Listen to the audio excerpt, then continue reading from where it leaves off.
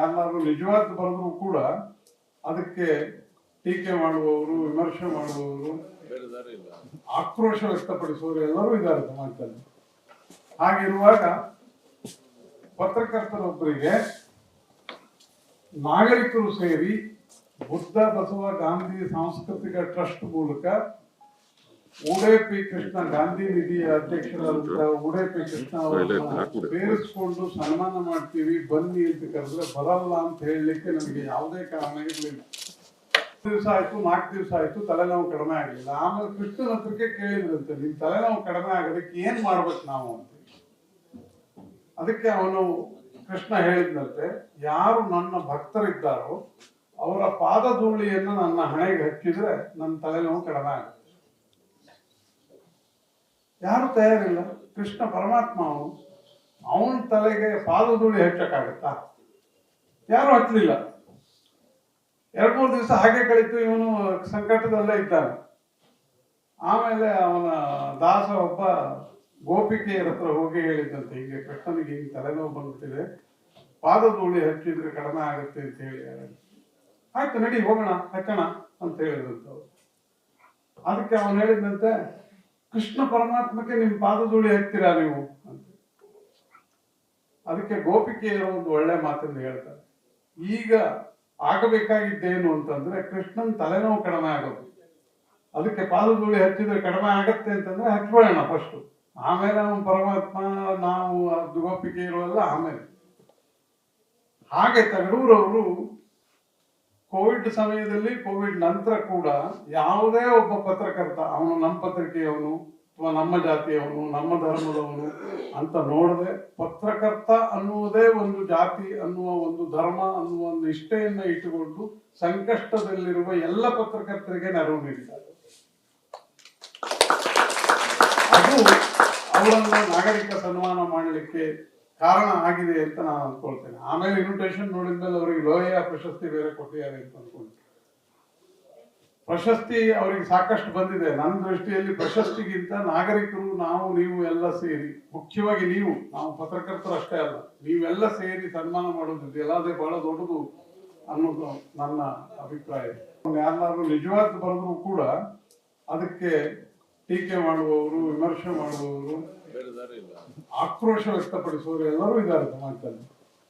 ಹಾಗಿರುವಾಗ ಪತ್ರಕರ್ತರೊಬ್ಬರಿಗೆ ನಾಗರಿಕರು ಸೇರಿ ಬುದ್ಧ ಬಸವ ಗಾಂಧಿ ಸಾಂಸ್ಕೃತಿಕ ಟ್ರಸ್ಟ್ ಮೂಲಕ ಉಡೇಪಿ ಕೃಷ್ಣ ಗಾಂಧಿ ನಿಧಿಯ ಅಧ್ಯಕ್ಷರಾದಂತಹ ಉಡೇಪಿ ಕೃಷ್ಣ ಅವರನ್ನ ಸೇರಿಸಿಕೊಂಡು ಸನ್ಮಾನ ಮಾಡ್ತೀವಿ ಬನ್ನಿ ಅಂತ ಕರೆದ್ರೆ ಬರಲ್ಲ ಅಂತ ಹೇಳಲಿಕ್ಕೆ ನನಗೆ ಯಾವುದೇ ಕಾರಣ ಇರಲಿಲ್ಲ.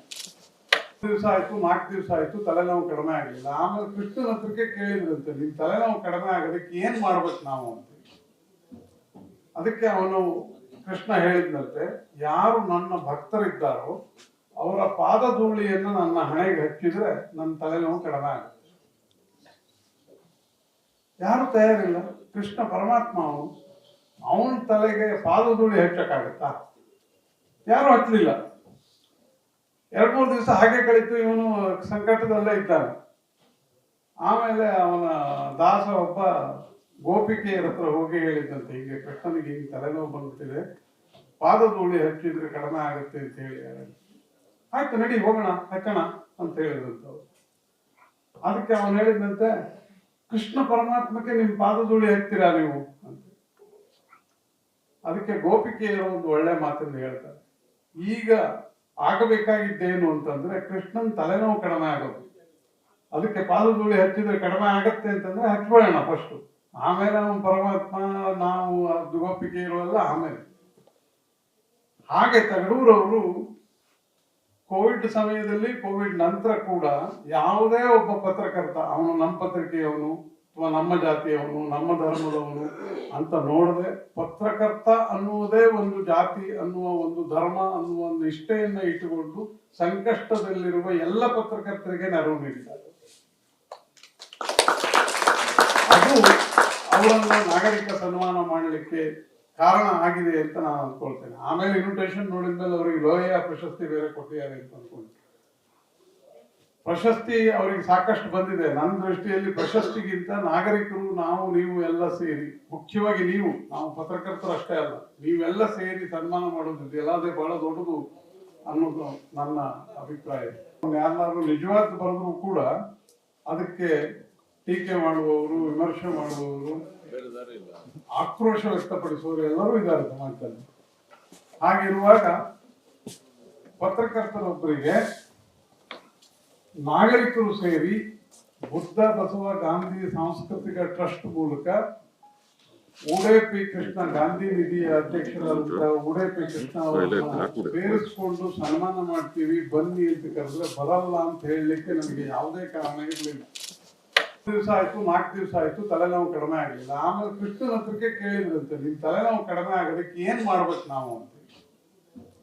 ಅದಕ್ಕೆ ಅವನು ಕೃಷ್ಣ ಹೇಳಿದ್ನಂತೆ, ಯಾರು ನನ್ನ ಭಕ್ತರಿದ್ದಾರೋ ಅವರ ಪಾದಧೂಳಿಯನ್ನು ನನ್ನ ಹಣೆಗೆ ಹಚ್ಚಿದ್ರೆ ನನ್ನ ತಲೆನೋವು ಕಡಿಮೆ ಆಗುತ್ತೆ.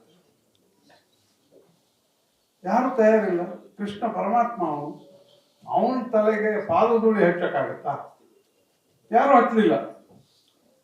2-3 ದಿವಸ ಹಾಗೆ ಕಳೀತು. ಇವನು ಸಂಕಟದಲ್ಲೇ ಇದ್ದಾನೆ. ಆಮೇಲೆ ಅವನ ದಾಸ ಒಬ್ಬ ಗೋಪಿಕೆಯರ ಹತ್ರ ಹೋಗಿ ಹೇಳಿದಂತೆ, ಹೀಗೆ ಕೃಷ್ಣನಿಗೆ ಹಿಂಗೆ ತಲೆನೋವು ಬಂದ್ಬಿಟ್ಟಿದೆ, ಪಾದಧೂಳಿ ಹಚ್ಚಿದ್ರೆ ಕಡಿಮೆ ಆಗುತ್ತೆ ಅಂತ ಹೇಳಿ. ಆಯ್ತು ನಡಿ ಹೋಗೋಣ, ಹಚ್ಚೋಣ ಅಂತ ಹೇಳಿದಂಥವ್ರು. ಅದಕ್ಕೆ ಅವನು ಹೇಳಿದಂತೆ, ಕೃಷ್ಣ ಪರಮಾತ್ಮಕ್ಕೆ ನಿಮ್ ಪಾದಧೂಳಿ ಹಚ್ತೀರಾ ನೀವು ಅಂತ. ಅದಕ್ಕೆ ಗೋಪಿಕೆಯರು ಒಂದು ಒಳ್ಳೆ ಮಾತನ್ನು ಹೇಳ್ತಾರೆ, ಈಗ ಆಗಬೇಕಾಗಿದ್ದೇನು ಅಂತಂದ್ರೆ ಕೃಷ್ಣನ್ ತಲೆನೋವು ಕಡಿಮೆ ಆಗೋದು. ಅದಕ್ಕೆ ಪಾದಧೂಳಿ ಹಚ್ಚಿದ್ರೆ ಕಡಿಮೆ ಆಗತ್ತೆ ಅಂತಂದ್ರೆ ಹಚ್ಬೇಡೋಣ ಫಸ್ಟ್, ಆಮೇಲೆ ಅವನು ಪರಮಾತ್ಮ, ನಾವು ಗೋಪಿಕೆ ಇರುವಲ್ಲ ಆಮೇಲೆ.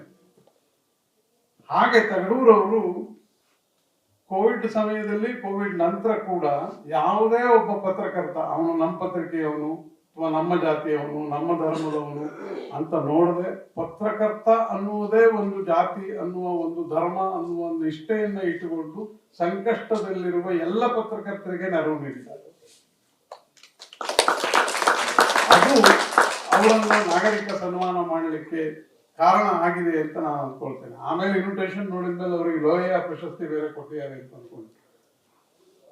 ಪ್ರಶಸ್ತಿ ಅವರಿಗೆ ಸಾಕಷ್ಟು ಬಂದಿದೆ. ನನ್ನ ದೃಷ್ಟಿಯಲ್ಲಿ ಪ್ರಶಸ್ತಿಗಿಂತ ನಾಗರಿಕರು, ನಾವು ನೀವು ಎಲ್ಲ ಸೇರಿ, ಮುಖ್ಯವಾಗಿ ನೀವು, ನಾವು ಪತ್ರಕರ್ತರು ಅಷ್ಟೇ ಅಲ್ಲ, ನೀವೆಲ್ಲ ಸೇರಿ ಸನ್ಮಾನ ಮಾಡೋದಿದೆ ಎಲ್ಲದೇ ಬಹಳ ದೊಡ್ಡದು ಅನ್ನೋದು ನನ್ನ ಅಭಿಪ್ರಾಯ.